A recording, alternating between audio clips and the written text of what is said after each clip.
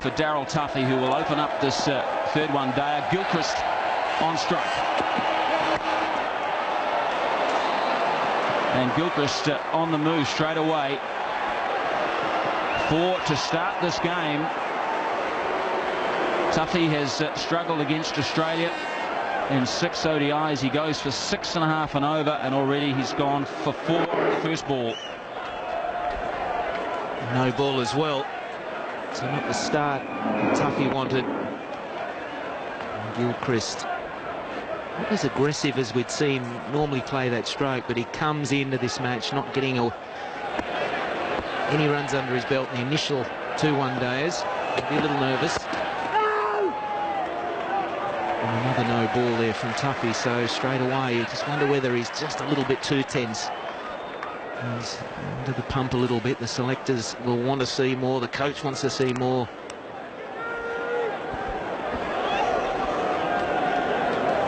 .35 the average for Gilchrist, similar to that of Nathan Astle. Strike rate is right up there though, 94 10/100ths. Off to a good start, Adam Gilchrist, the best striker in the world. Wait there, no. That's Hamish Marshall behind point, and this is a horror start for Tuffy. 3 times he's overstepped. Hamish Marshall is behind point. James Marshall is in front in the cover position.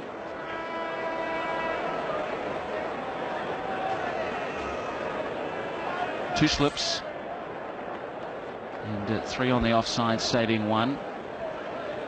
So far Australia 7 for none, and you could say without a ball being bowled. Maybe this time. No ball again. Well, I've never seen 4 in a row to start a match.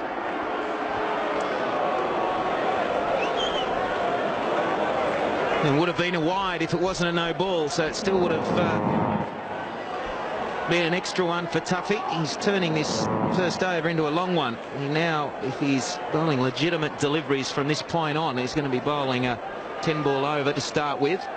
Australia 8 runs, and that's a very good start for them with only 1 scoring stroke. And another one.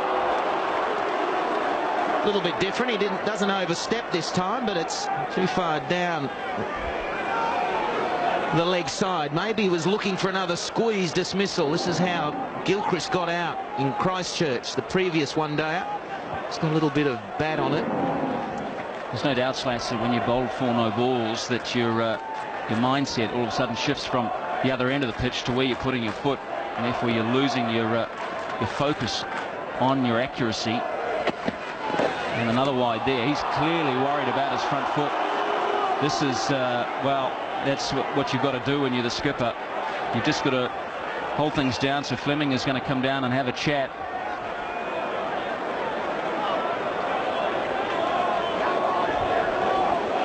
Well, that should be over. That's 6 deliveries gone. So now, if Tuffy is able to bowl his 10 overs, he's actually bowled 11. That's without any more extras. I think that there's going to be a couple of wides in there, maybe another no ball, but it's a shaky start from Tuffy. Really not the start that Fleming wanted to see from his Premier quick. Another good stroke. Might be chased down by McMillan. No, that's gone away for 4, and a legitimate delivery. 14 from 1 ball. Second boundary for Gilchrist. He goes to 8. Extras are already 6. It's 14 for none. It's a tough ground, isn't it? That was a miss-hit from Gilchrist. These short boundaries really didn't get hold of that, and the bat was slicing, and it still ran away for 4. Only just got there. Jennings changed the field, slip out, short cover in. That'll be wide.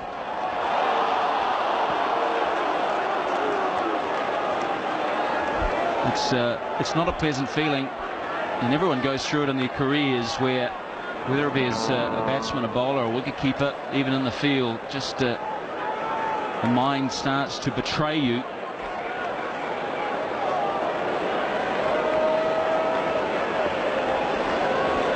You've got to feel sorry for him, don't you? It would sound funny for an Aussie saying that, but you've got to. He just can't get that radar right. There we go. And a big cheer, as you'd expect. That's better. That'll give him a lot of confidence. Oh, it's not Stephen Fleming chewing his fingernails there at first slip as well. What you've got to do is you've got to say, right, that's my start. I've got to forget about everything else and now work on this next ball and the ball after. A little bit confusing if you've just tuned in. 2 balls, 15 for no loss. And if you have just tuned in, there's been a few wides and no balls. And another one. Dear oh dear.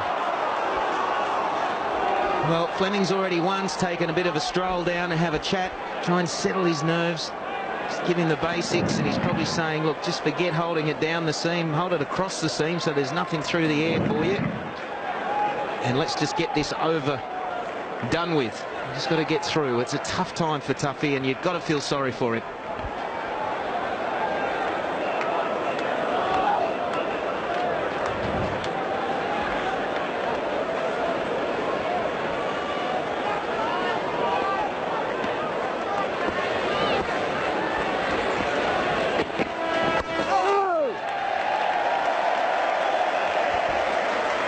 A little bit difficult for Gilchrist at the moment as well, because as an opening batsman you want to...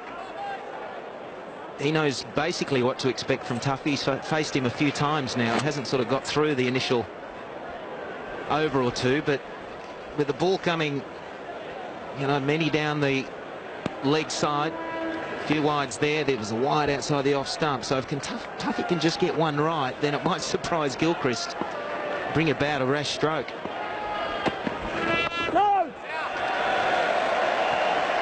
It'll be very difficult at times facing a bowler that's all over the shop. A guy like Shoaib Akhtar can be extremely difficult to face at times. Different to Tuffy because he bowls probably 15k quicker, but he's at certain days he's all over the place, and then when he gets it right, you're not really expecting it to be on line and a good length. So Tuffy can make the most of these extra deliveries he has to bowl, and there's a few of them.